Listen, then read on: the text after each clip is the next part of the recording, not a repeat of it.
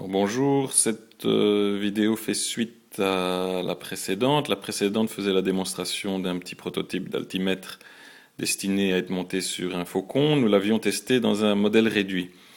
Donc aujourd'hui, nous transférons les données enregistrées dans le récepteur vers un ordinateur.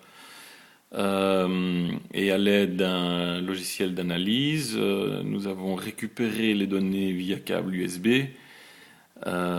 qui peuvent aujourd'hui être relus dans le logiciel afin d'être analysés et de connaître les performances du faucon. Donc ici une petite fenêtre me donne les données brutes du variomètre, donc le taux de montée, l'altitude absolue, l'altitude relative, la pression barométrique et la température. Donc je vais rejouer le vol d'hier qui, pour rappel, était fait à bord d'un modèle réduit.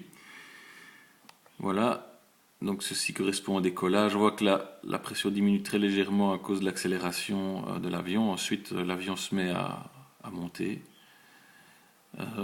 La lecture du variomètre ici en dessous est un petit peu hachée. Je pense que c'est lié à la position du capteur dans l'avion et à l'influence de l'hélice sur l'écoulement. Par contre, on voit que la lecture de l'altitude est très propre.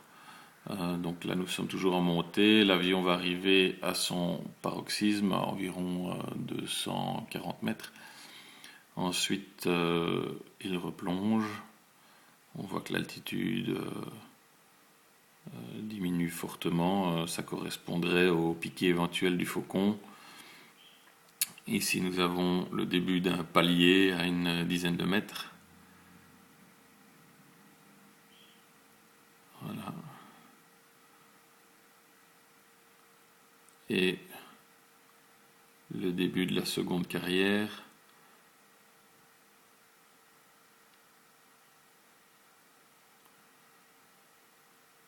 Voilà, donc à tout moment, on peut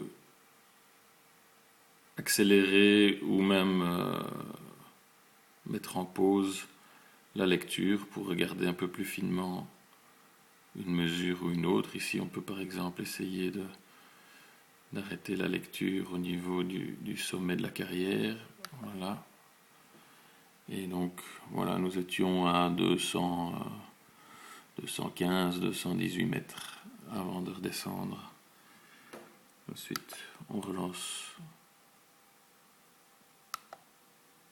la lecture pour suivre le reste du vol. Voilà, j'espère que ça vous éclaire un petit peu sur les possibilités de cet instrument. Merci, à bientôt.